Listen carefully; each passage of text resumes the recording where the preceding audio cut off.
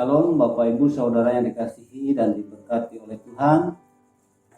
Matius pasal 4 ayat 1 sampai 11 akan menjadi dasar renungan kita saat ini. Namun sebelumnya mari kita bersatu di dalam doa. Bapa Surgawi, terima kasih, kami merasa kasih karunia-Mu begitu besar dalam hidup kami. Engkau memelihara tiap detik, tiap waktu bagi kami untuk menjalani hidup ini. Sampai saat ini kami dalam keadaan baik dan dapat melakukan persekutuan kami melewati jaringan internet ini. Dan kami akan merenungkan firman-Mu. Biarlah kuasa Roh-Mu yang kudus bekerja dan pakailah hamba-Mu untuk menyampaikan firman-Mu.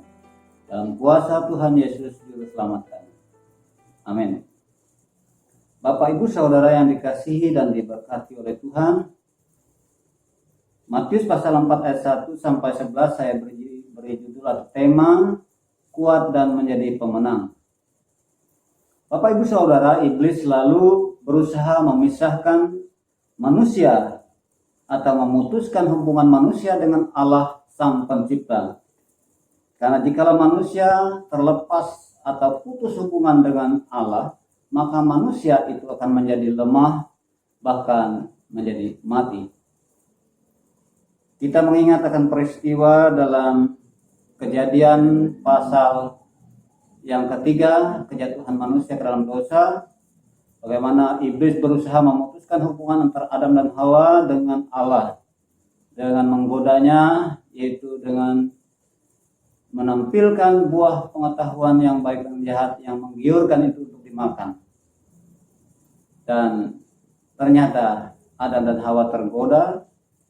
Mereka memilih untuk menjadi taat kepada iblis dan melanggar perintah Allah, sehingga mereka terputus hubungan dengan Allah. Ketika itu juga mereka terpisah dari Allah dan terasing dari Allah. Mereka bersembunyi di taman itu. Mereka takut karena sudah putus hubungan dengan Allah, karena mereka telah jatuh ke dalam dosa, tidak taat pada perintah Allah. Demikian juga iblis menggoda Yesus dengan menyatakan bahwa jika engkau benar anak Allah, jika engkau anak Allah, jadikanlah batu-batu ini menjadi roti.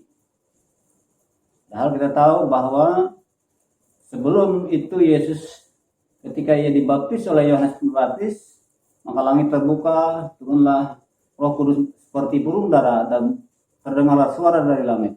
Inilah anakku yang kukasihi, kepadanya lah aku berkenan. Yaitu Matius 3 ayat 17.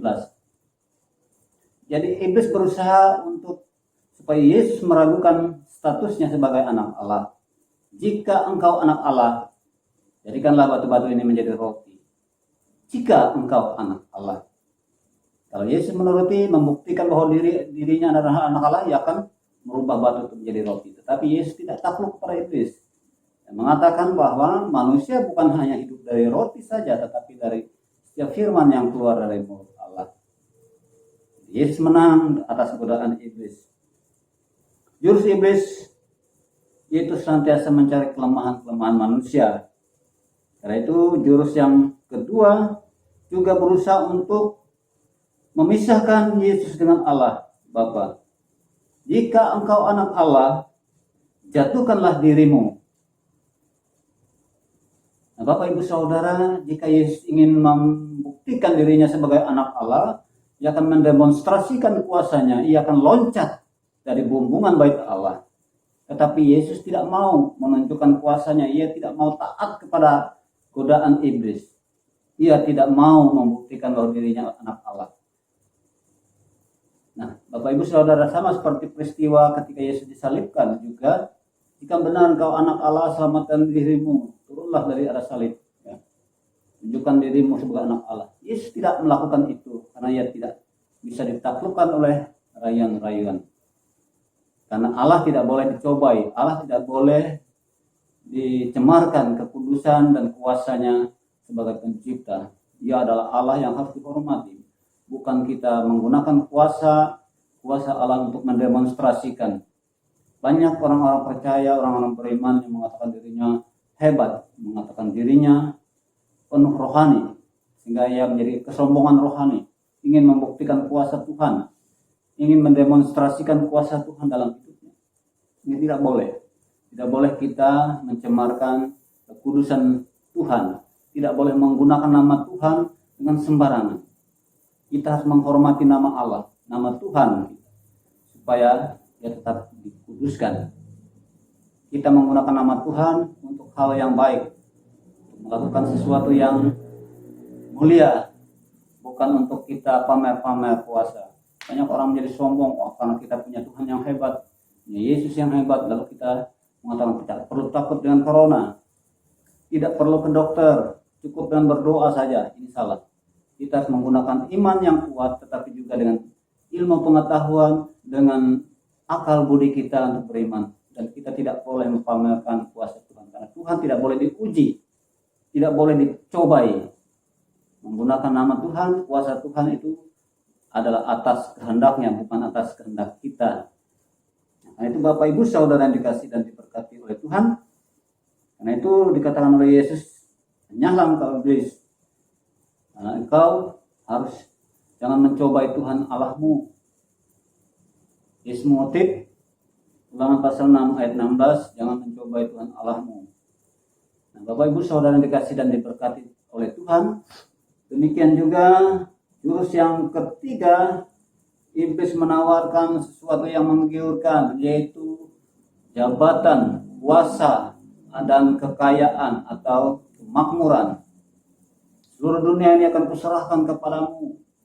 Itu rayuan iblis, godaan iblis, asal engkau menyembah kepada. Tapi dikatakan oleh Yesus bahwa engkau harus taat hanya kepada Tuhan Allah, dan hanya kepada Dialah kamu harus berbakti. Bahwa kita tidak boleh taat kepada rayuan iblis dengan harta kekayaan, dengan segala jabatan.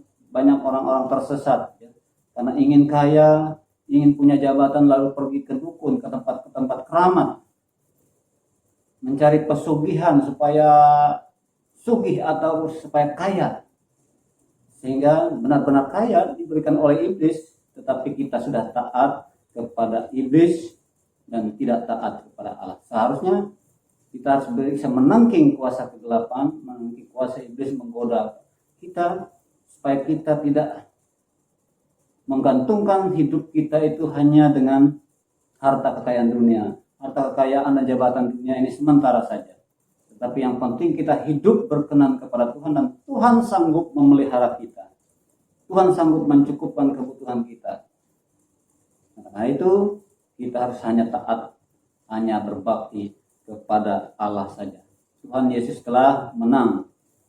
Kita pun harus kuat dan menjadi pemenang atas godaan kuasa kegelapan.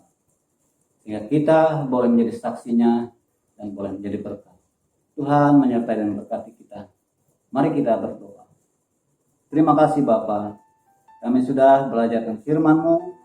Biarlah Engkau menyempurnakannya, agar kami taat hanya kepada Tuhan, bukan pada rayuan iblis yang memang menggiurkan tetapi membuat kami jatuh ke dalam dosa. Biarlah kami hidup berkenan hanya kepadamu dan menjadi saksi-Mu di tengah-tengah dunia ini. Biarlah Tuhan memberkati hidup kami, dan kami percaya kami adalah anak-anak-Mu, dan Engkau sanggup mencukupkan kebutuhan hidup kami. Engkau sanggup memuaskan kami. Terima kasih. Dan doa kami dalam nama Tuhan Yesus Juru Selamat. Amin. Salam, Tuhan berkati.